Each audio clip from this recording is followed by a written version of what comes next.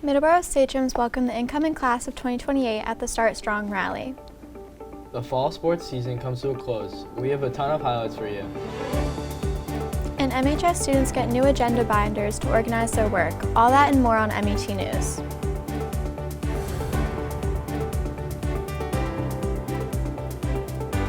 Hi and welcome to MET News. I'm Grace Gorham. And I'm Jake Nichols. Welcome to the first MET News of the 2024 school year. We have a great show for you today. Let's get right into the lead story.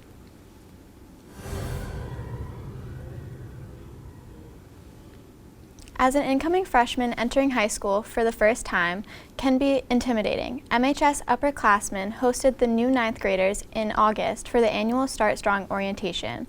It was an opportunity for freshmen to tour the school, get their laptops, preview their schedules, and get their questions answered before the first day of school. It was also a lot of fun. Here are some highlights from this year's Start Strong orientation.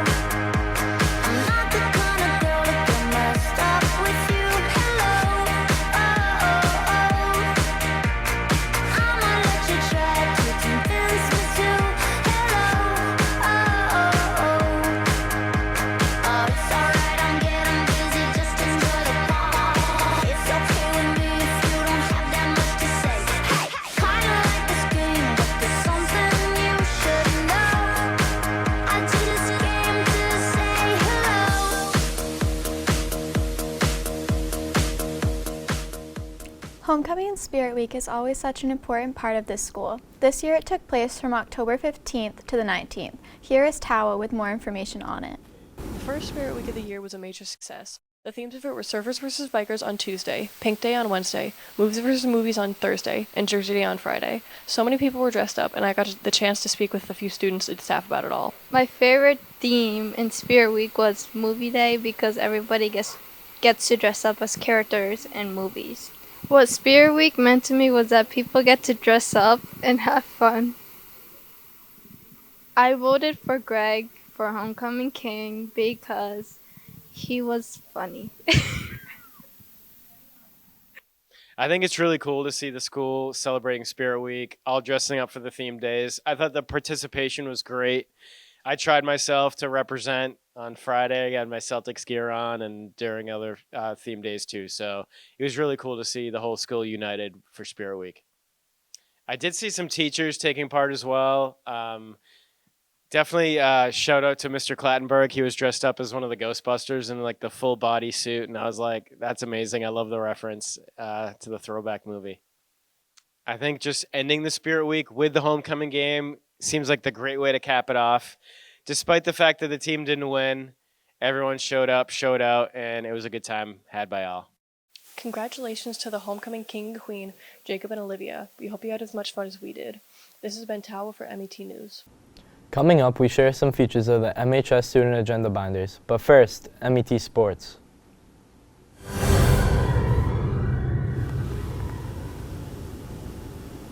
Middleborough Public Schools restricted outdoor night activities at the start of the school year as a precaution to limit the dangerous Triple E virus. This had a huge impact on Friday night football games and other sports. Fortunately, Middleborough Public Schools lifted their dusk to dawn restrictions on outdoor evening activities on October 3rd, letting teams finally play night games. Here's Landon McKenzie for more of Triple E's impact on MHS sports. I'm here at Middleborough High School where students are delighted because the Friday night lights are back. I got the chance to speak with students and staff about the games being moved back tonight after Triple E precautions. All right. Would I rather have night games, afternoon games, or morning games?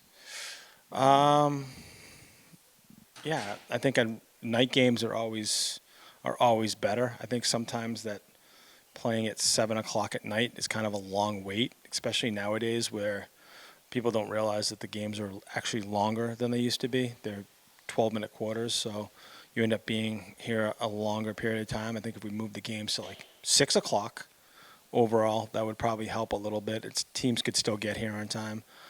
Playing in the afternoon is just atrocious, and playing in the morning is not that bad. You do it once a year anyways for Thanksgiving, so kids are kind of used to that. But and if you're the traveling team, it's not as easy. You know, if you got to drive a decent distance, then getting up at 7 in the morning or 6:30 in the morning to go play a game isn't the greatest thing. But yeah, I'd rather play in the early evening before 7. Do I think Triple E will be an issue in future seasons? Yeah, I think it's always going to be an issue. I mean, depending on what the weather's like, if it rains in the spring and in the summertime and not super dry, or depending on the temperatures outside. The weather has a lot to do with that. I think the other thing that we're realizing right now, and a lot of it has to do with like what other towns around us are doing and what the protocol is for those schools or those towns. And I think that, if other towns around us start shutting down, then typically we're probably going to follow the lead a little bit, especially if we're in a high situation. But I don't know if it's actually something that we need to do right away. We might have to wait a little bit and see what goes on. How did the athletes feel when the games got moved back tonight? They were excited. I think they were kind of weren't really sure when we first started playing when they moved the times. At first 4 o'clock wasn't too bad, and then you realize that they're going to get earlier and earlier. So we had a decision to make to either play at like 3 o'clock at home or play on a Saturday morning. That was actually my decision to play in the morning on Saturday. And then we were just kind of waiting and hoping for the first frost. And then we got news from the town, which had come from, I believe, the state or whoever it came from, that everybody was in a moderate level and that we could resume back to night sessions. So I told that to the team, and everybody was excited going forward. The games were originally moved to the afternoon versus the normal nighttime time because of a threat of Triple E. Middleborough was considered to be a high-level threat of Triple E, similar to some neighboring towns like Carver and Plymouth. Eventually, we were determined to be a moderate threat, which allowed us to play at night. Originally, we had to wait for the first frost, but we became a moderate threat first, and as far as I know, we have had a first frost, so we are totally in the clear now. I don't think the players necessarily played differently, but I do think the energy and the game was a lot different, which in turn would make them play better.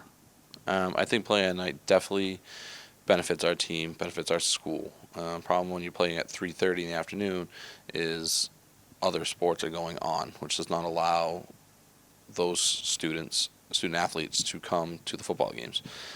Football games are a great school community event, great opportunity for the entire school student body to come out, participate, have a good time, and they weren't allowed to do that.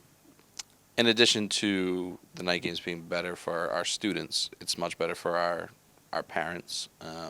Parents invest a lot in their kids playing sports, and some parents don't get out of work till 5, 6 o'clock, and a 3:30 game, they're never going to get there, which means they may never see their child play football. When I found out the games were moved back tonight, I was really excited for everything to go back to normal.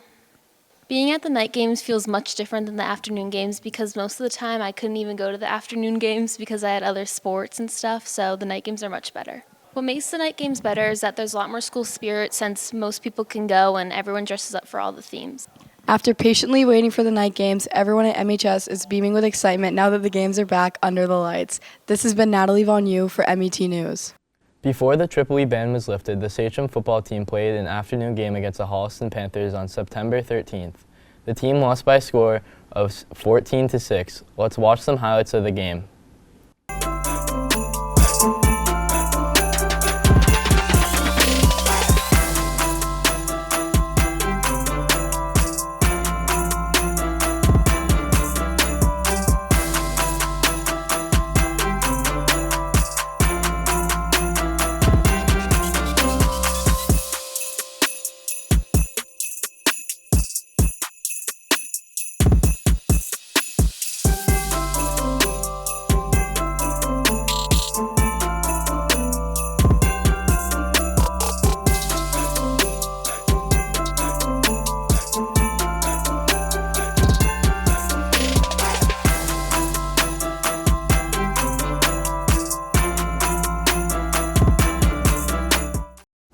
JV football played against East Bridgewater on October 12th. Here are some highlights of the game.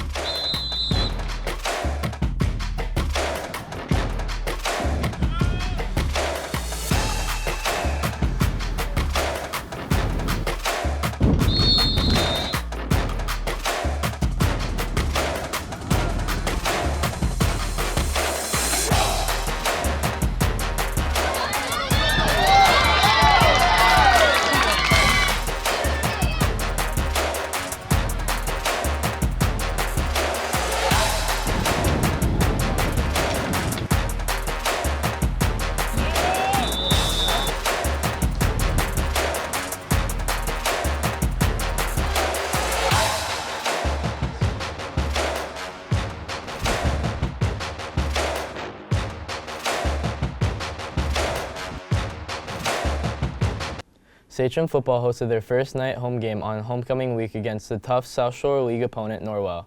The final score ended up being a 13-34 loss. Here's the top plays from the game.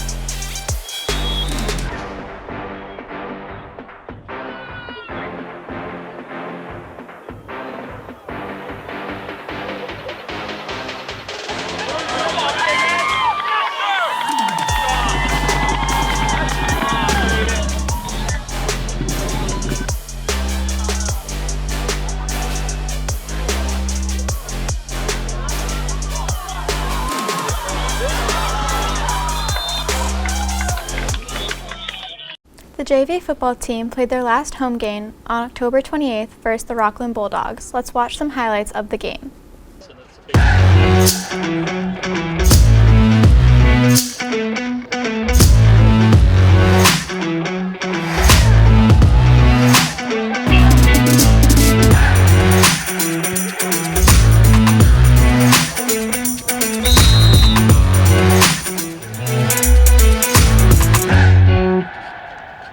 The MHS girls soccer team is showing a great example of how to be a cohesive team, and some believe this year's captain should take some of that credit. Here's Emily Oates with some more information. I spoke with captains and players from the MHS girls soccer team, and their positive attitudes tell me their season has been going well whether they win or lose. My favorite thing about being the soccer captain is being able to inspire the underclassmen to one day want to be a captain. Some things that I do to make sure I'm a leader is to make sure that everybody feels confident on and off the field, whether they're a freshman or a senior, and to make sure that everybody's having fun at practices and games. I get to be the big sister to everyone. I'm always including everyone, and it's just fun getting to create new friendships with everybody. Specific things I ensure that I'm doing to be a leader for my team is always checking up on everyone. If I notice that someone was off in school, I'll ask them at practice just because I want to make sure all my teammates are doing okay. I wanted to play for Middleborough High School because when I was in middle school, I watched the girls varsity soccer and I saw that the bond that they all shared, and they really inspired me.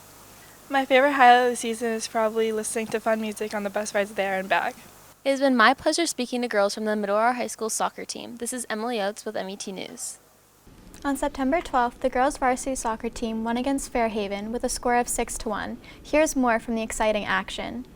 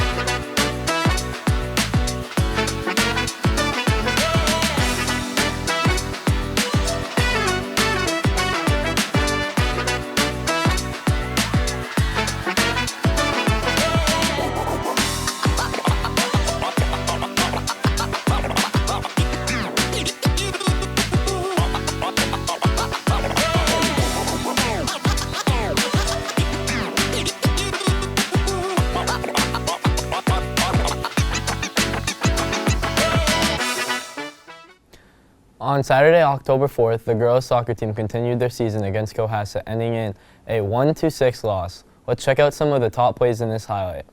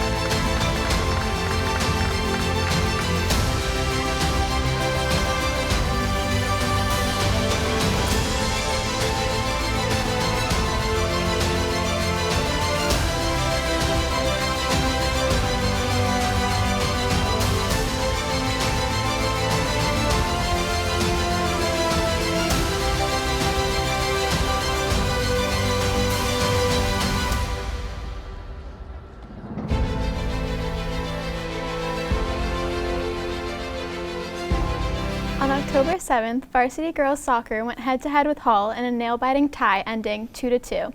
Here are some of the best plays of the game.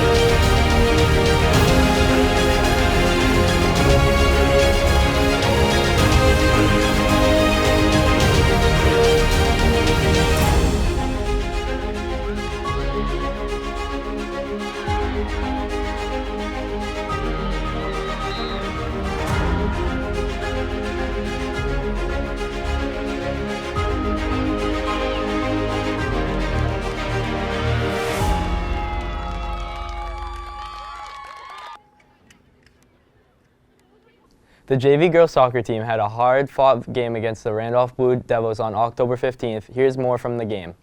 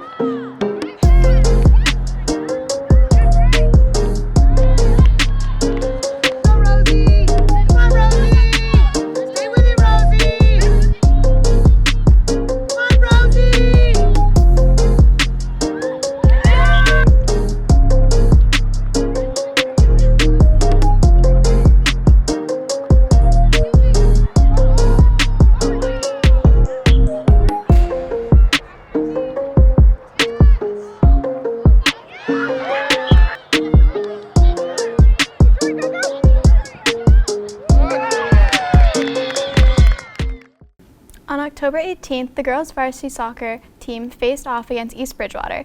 Even though the team lost 2-0, they put up an amazing fight. Let's take a look at highlights from the game.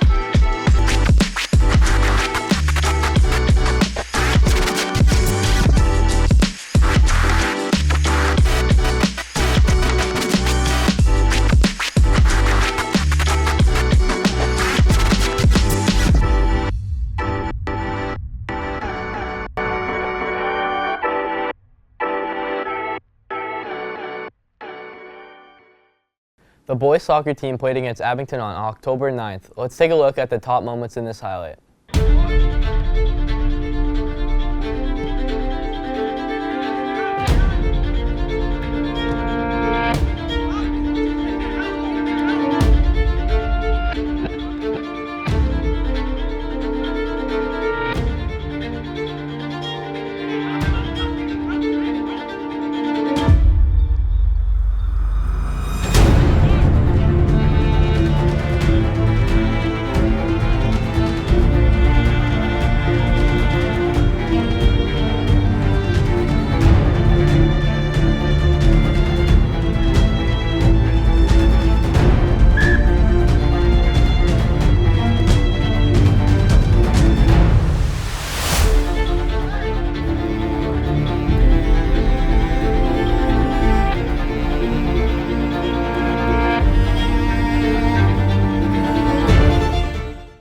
Some athletes see MHS cross country as a way to stay in shape for other sports, whereas others see it as a time for their talent to shine. Here at the MHS cross country, athletes are expected to run 2.9 miles each race and spend most days training for just that. Here's Grace with more. I got a chance to speak with Middleborough High School's cross-country leaders and their coach, and it sounds like their season has been off to a great start. As a leader, I ensure everyone is motivated and stays motivated. I set examples by always being on time or doing stuff properly, and also trying my hardest during practices, so everyone else can see what I'm doing and try to exemplify that too. I'm feeling pretty good. The girls have improved a lot since the previous 2 years. We're definitely improving individually and as a team. I like to make sure that everyone feels involved, even if they're not the top runner, that they're still involved and they know that their place makes a difference, and making sure everyone is staying healthy and being ready for the meet. The team practices all week for meets. We do different kinds of workouts, long runs on the weekends, up-tempo efforts during the week, and then for more important races, we'll target them, and some of the smaller races we'll kind of run through. So it really depends on the week. My favorite part of coaching is working with kids that are motivated and want to get better at the sport. I love the sport. I love working with young people, so it's a great opportunity for both of those things. And sometimes the school days get long and can be tough, so it's a great way to end the day every day with a group of people that are motivated and want to get better. So it makes you excited to come back the next day. The Tim Harnett Road Race is November 24th, and it's to raise money for MASBA and all the student athletes in the school. It's a great opportunity to have fun with your teammates and have fun with your classmates and do something that's going to help the community. So you can sign up online. Mr. Sylvia sent out a link, and the more participation, the better, and all the money goes right back to athletics. The cross-country team's current record is 6-1, and they are ready to keep showing off their skills throughout the rest of their season. This has been Grace Gorham with MET News. On Wednesday, October 16th, the Unified basketball team had a game against New Bedford. The highlights show all of the best clips from the game and the wow moments.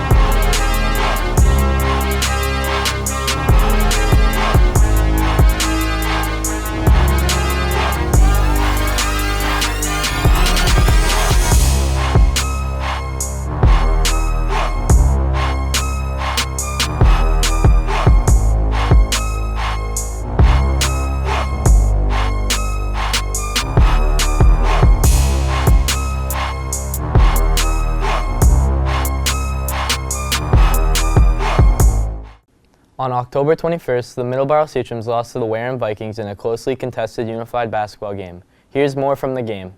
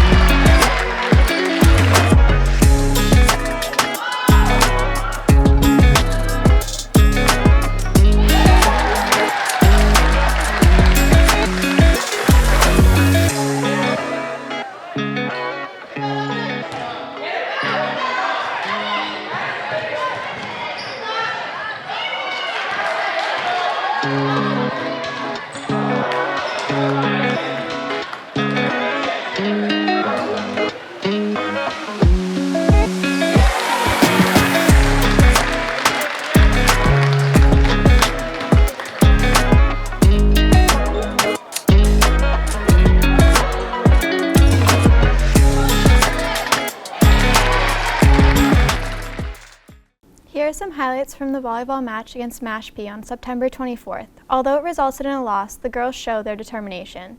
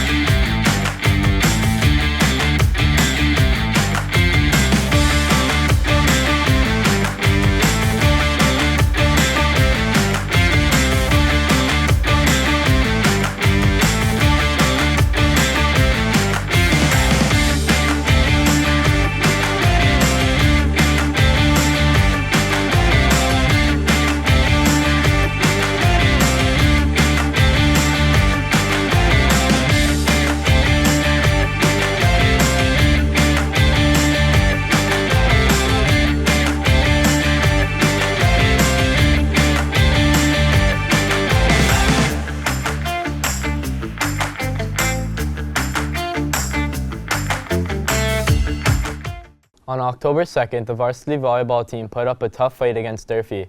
Although the Sachems ended up losing, they made some great plays throughout the game.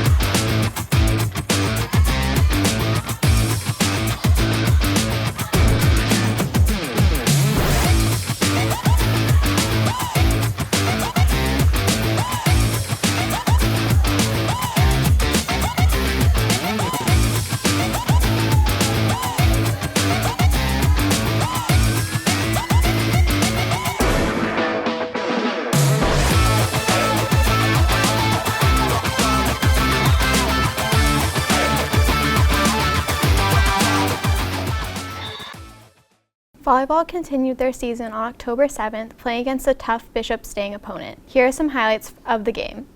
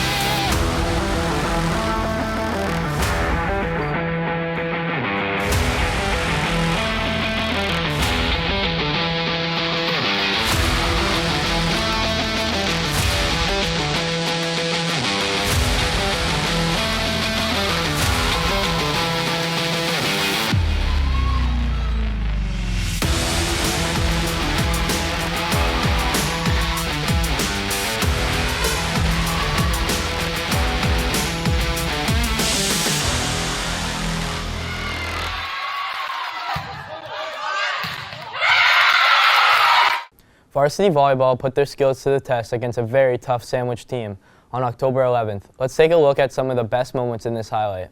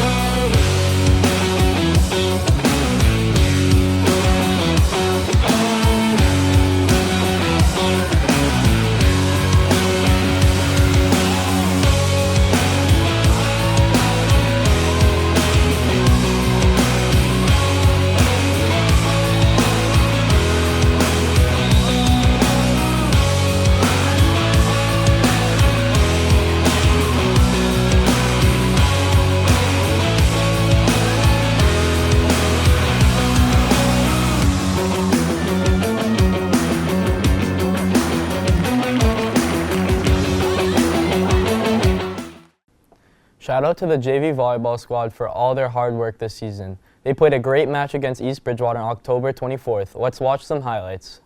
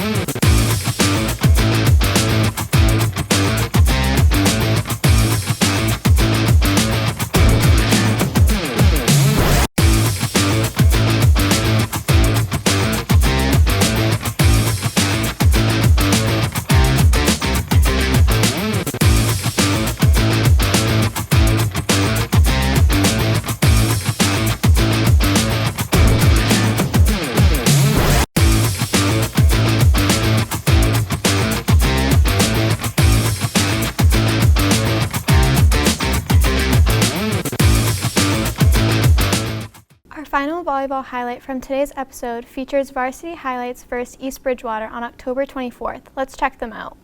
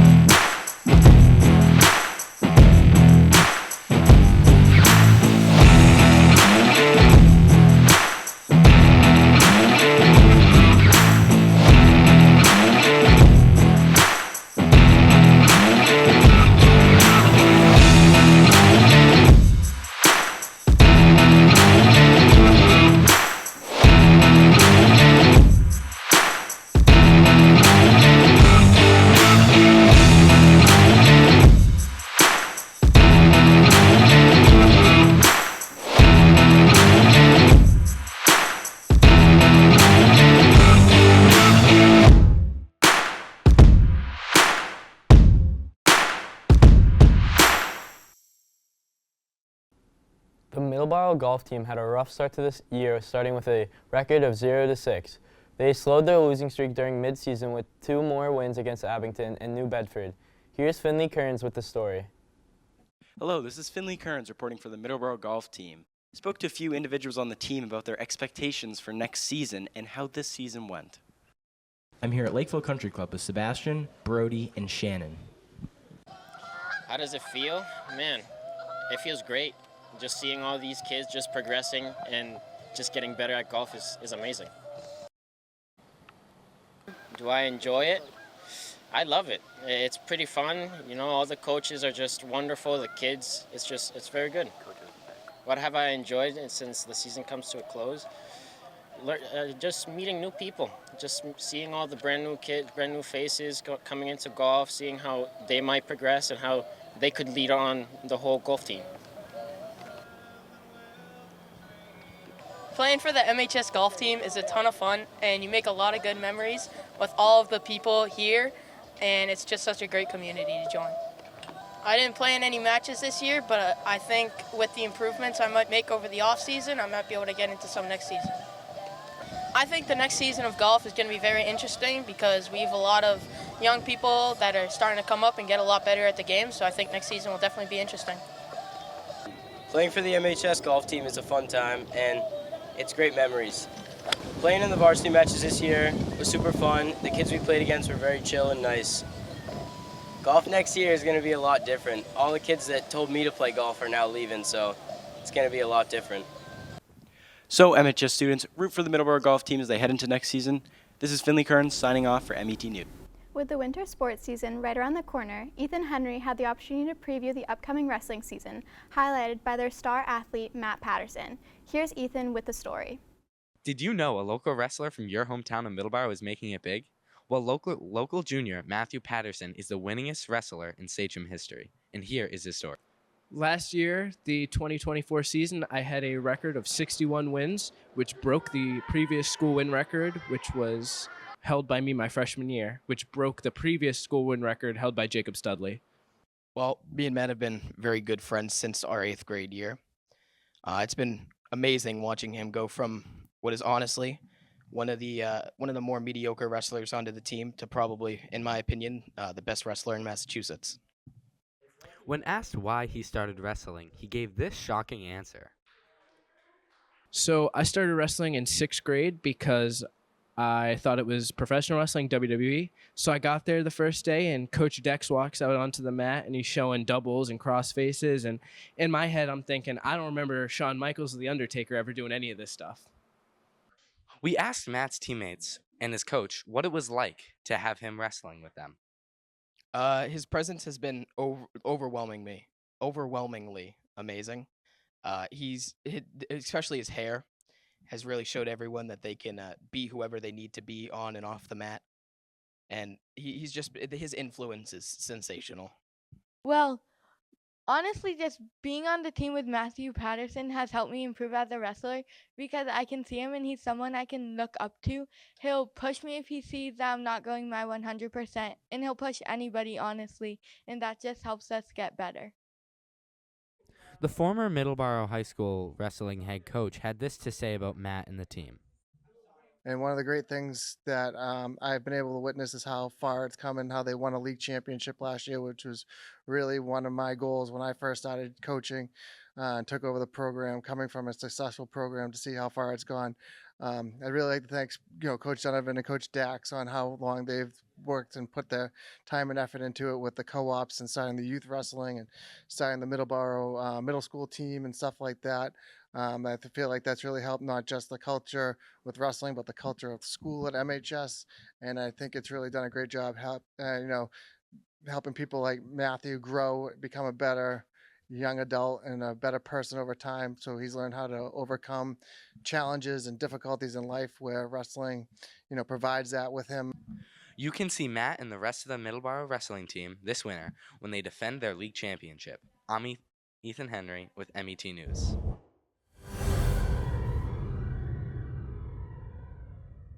MHS gave all the student agenda binders for the first time this year. Could they be helpful? Here's Elise with more. The MHS administration has decided to roll out new binders for the students this year. The binders include a yearly calendar, a daily schedule, and folders for every class. I went around interviewing teachers and students to see their thoughts on the new binders. The binders don't really help much for remembering to me. It's more just when I remember regardless of the binder. With the binders, I'm able to get each of my items that I need for school better. I don't have to sort through one single folder, and I have all of the different ones just at my hands. I have noticed some students become more organized with the binders, and maybe what I'll do as a teacher is I think it might be good to come up with some incentives for students just to have their binders on them. I think that's a good question. I'm not sure if it's much easier for the students to keep on track with their work. That's really up to them. I'm going to keep pushing the binders. It's a thing. Add it to your binder, whatever that is. I hope students are taking advantage of it, and we're just building those habits of being organized. And honestly, whether it's a Google Calendar or a binder, I do think the binder's great because all your stuff can just be in one place. You don't have to have loose papers everywhere. So I think it's a great addition. I have seen some positive effects coming from the use of student binders this year. I think the binders were a great idea and a great resource for students to have. I think it's just nice to have something to write on paper. The students who use it, I know, are just succeeding in my class so much more than the ones that don't. So I think use your binders, write in those assignments. It's so satisfying to just check something off in your binder. I think it's really good to organize your assignments, and it's really helpful to make sure you're not missing any work. Honestly, I don't really use the schedule. Maybe if I'm wondering when school days are off, I'll look in there, but that's pretty much it. I use my binder a lot during the school day. It seems like the MHS community has taken a liking to the new binders. Hopefully this continues throughout the year with more students using them. This has been Elise Cope with MET. There have been some changes made to the bathroom policy at MHS. Here's Landon with these important updates. Middleborough High School has changed their bathroom policies so only 30 students can go at a time and 3 times a day. Let's hear from the students, teachers, and staff about this new bathroom policy. Based on the data that we had received through the e-hall pass system, we're averaging over 620 passes per day, which comes out to about 130 students per period. So the numbers, the traffic flow, the foot traffic in the hallways was extensive. So we decided to implement a little bit more restriction. Yeah, as a teacher, I get to do bathroom duty once or twice a week. And honestly, I think it's a necessary job just to make sure that there's the appropriate amount of people going in and out of the bathroom. But I found that over the past 2 years that I've done bathroom duty, this year especially, it's really worked. There hasn't been big lines of students waiting to go in. Yeah, I think it's definitely can be disruptive to have to accept those passes. And it's never like I never want to take it out on the student. Like every student has the right to use the bathroom. I think times are going to tell. I think right now it's okay. I think there's still a lot of traffic flow. Every time I make a pass, I have to make a pass to somewhere else so I can go to the floor I'm on, and there's like nobody in there on Skibbity.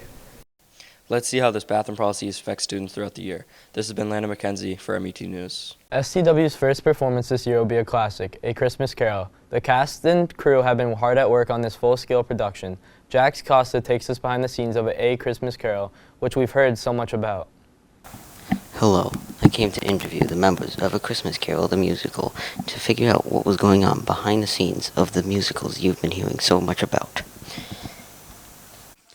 The best part about organizing these musicals is all the different awesome artists I get to work with. I get to work with student actors, but I also get to work with designers, lighting techs, construction individuals, costumers, makeup artists. I really get to see what Middleborough High School students bring to the table creatively. The most frustrating part of organizing large shows and musicals, it's how many moving pieces there are. It's gratifying. I love it.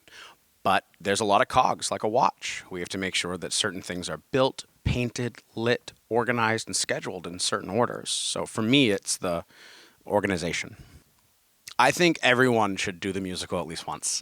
In my opinion, there's no braver act than getting on stage and acting in front of your peers and your town and your family and having fun. It really is a community. And whether you are on stage singing for 2 hours straight or whether you are in one scene, there's no such thing as a small actor. You get to be fun and creative and make something as a team. My favorite part about playing in the musical has to be just the large scale of it all. This is probably going to be one of the biggest shows that we've done in this school ever since I've been here.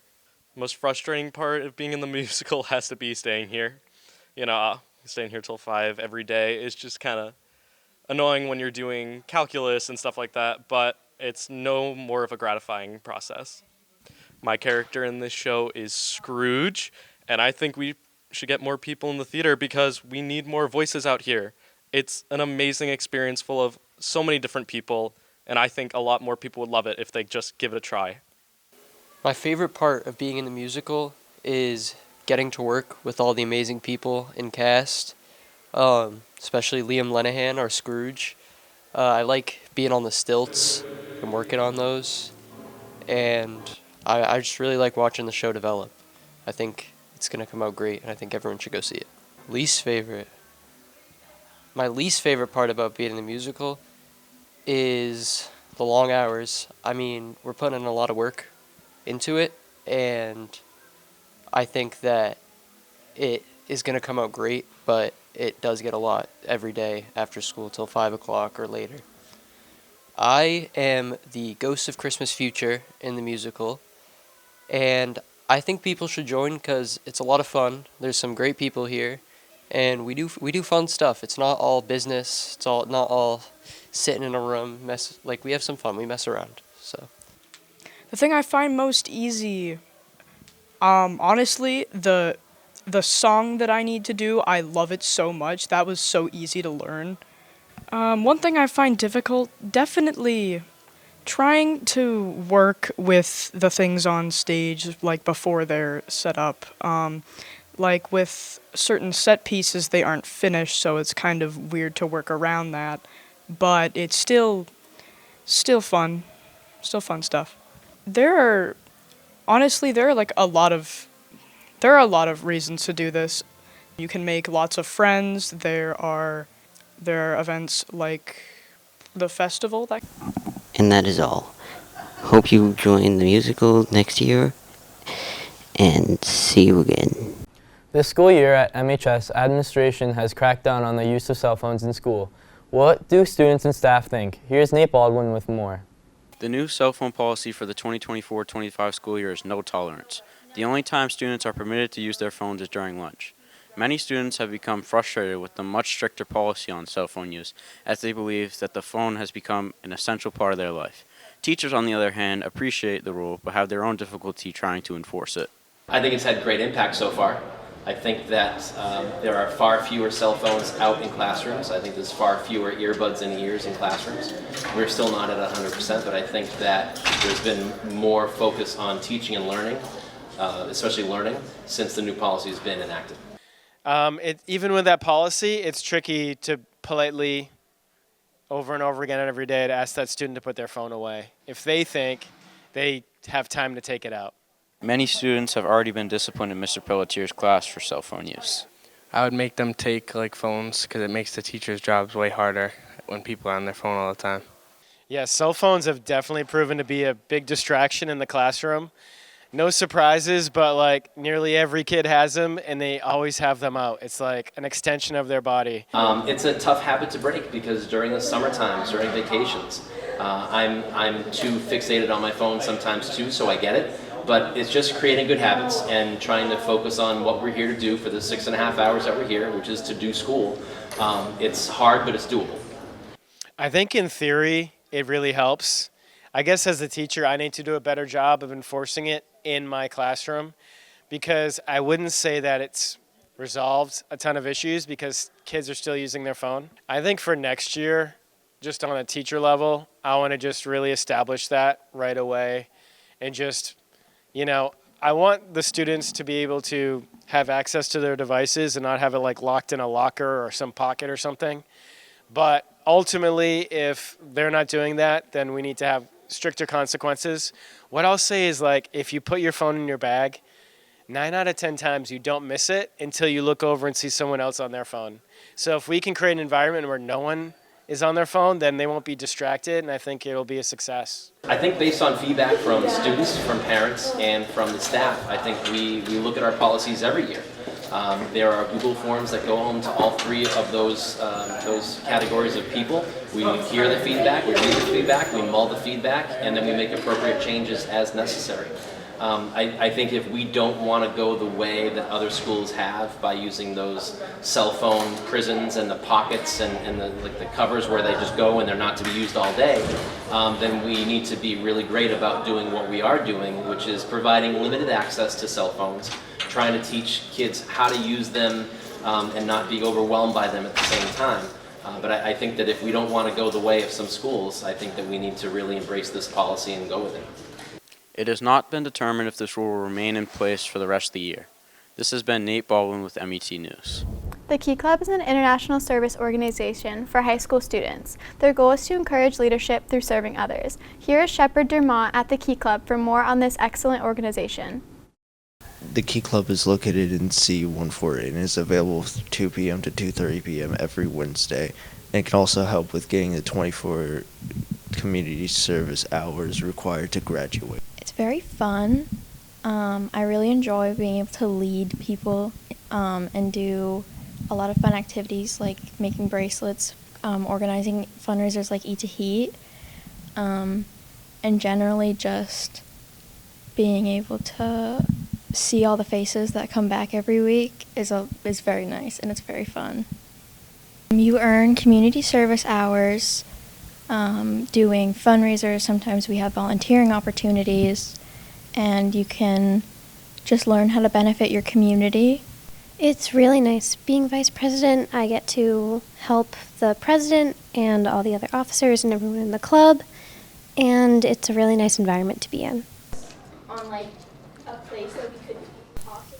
I joined it in my freshman year because my sister was in it and she really wanted me to join, and I think it has helped me become a better person. Being able to run and advise the Key Club has been incredibly rewarding so far. Being able to see a lot of students I've had in class and new faces and seeing what they do for the community has just been such a gift. So the Key Club is organizing a couple events.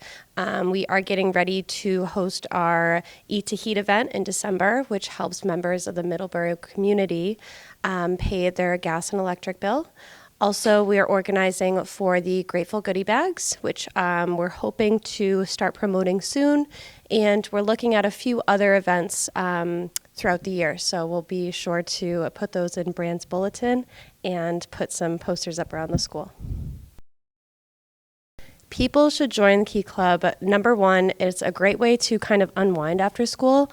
We're always playing music and doing different activities and brainstorming what we can do for the community. In addition, it is an international club. It is a fantastic organization that's found all over the world. It looks great for job applications, college applications, but beyond that, it's just a chance to meet your fellow classmates and to do something good for the community. The Key Club is an amazing club, and if you feel like helping out, you can join any Wednesday. My name is Shepard Dermott, and this has been MET News. Students from the Ames program prepare food for the teachers at the Cranberry Cafe. Here is Daryl Narnia with more info. We're here at the Cranberry Cafe with Miss Ruffo discussing the fall menu that will be served on Thursday. Well, we serve a variety of items. We serve soup some weeks. We serve sandwiches, grilled cheese, egg and chicken salad sandwiches. We've expanded out to meatball subs, shepherd's pie. Some weeks we do baked potatoes as well. It depends on how many days are in the school week, and that allows us to make a decision because of the amount of prep that goes into each item. My favorite thing to get at the Cranberry Cafe, I think I'd have to go with that loaded baked potato. That's one of my favorites, but coming in at a close second is the grilled cheese sandwich. They started it last year. But I also love like the chicken salad sandwich. All the food's so good, and the desserts are like so amazing. I can't even speak on them. They're so good. We like to do a lot of baking since we do bake cookies, brownies, even cakes. I have a job. Mrs. Blaine helps me prepare the soup and get it ready for the customers and make them smile. Our students go through the recipe. We make a shopping list, and Mrs. Blaine takes different students out. We sometimes go to Walmart, we go to Aldi's, we go to farm stands, depending on what we're serving, and that's what determines where we have to shop. I think it's a huge benefit to me as a teacher and other teachers here in the school to get like a hot lunch and to just kind of get out of your room and to connect and talk with other teachers and students. And I do feel good about supporting the Cranberry Cafe. But the caliber of food is really why I'm here, and the camaraderie and talking with some teacher friends. So I think it's just an awesome thing, and I hope the Cranberry Cafe, I'll be here, a customer for as long as it's here. My favorite job is to serve the soup to each customer. I hope you visit the Cranberry Cafe for lunch this week. If you want to be a part of the Cranberry Cafe, see Miss Ruffo for information. This is Daryl Narnia with MET News. MHS was excited to welcome the 8th grade class to tour the school and prepare for their future. Mr. Krokta and Corinne Horseman produced an outstanding video to welcome the 8th graders. Let's watch All In.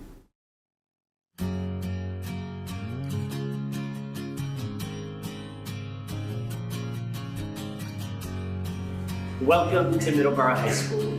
To the class of 2029, on behalf of the entire faculty and staff in our school community, we're so excited to get to know you and to welcome you to the high school. We know over the next many months, you're gonna have to make a really important decision about where you will spend the last 4 years of your educational journey, and we hope that you will choose Middleborough High School, the home of the black and the orange, and the very proud home of the Stations. We hope that as you explore and you ask questions and you see all the amazing things that the high school has to offer, that you will notice the fact that everyone in our school is all in.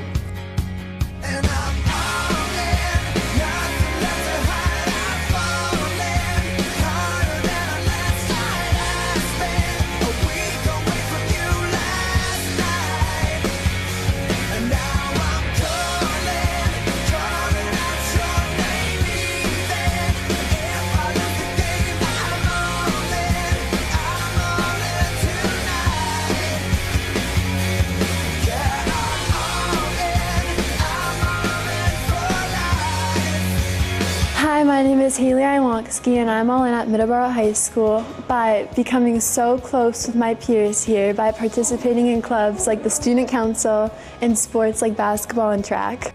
I'm really looking forward to my growth in TV production. I started out in NMS as a yearbook photographer, and now with all this new equipment for my availability, I'll have a great time and a lot of learning to do. I'm all in for Middleborough baseball. Class of 29, we are all in here at Middleborough High School. We expect the same from you.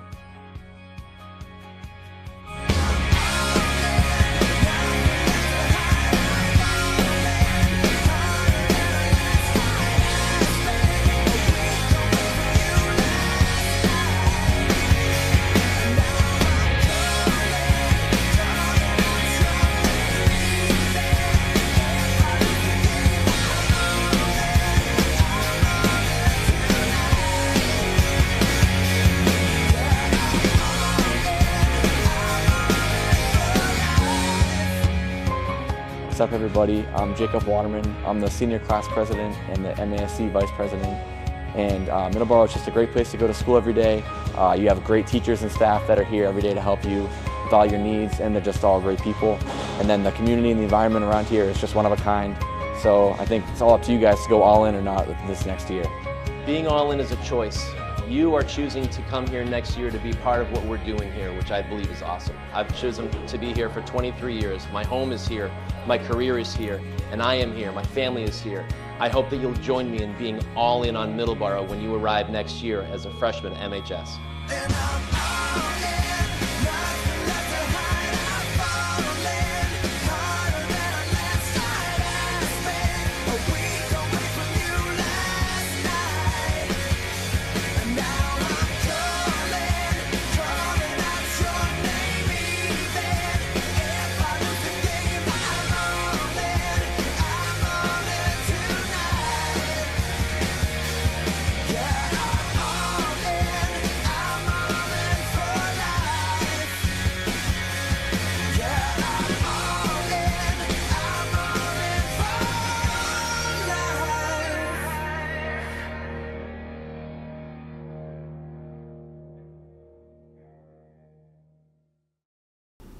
Thanks for joining us for this episode of MET News. MET News is produced by Middleborough High School Television Production 2 students. I'm Grace Gorham. And I'm Jake Nicholas. Have a great day.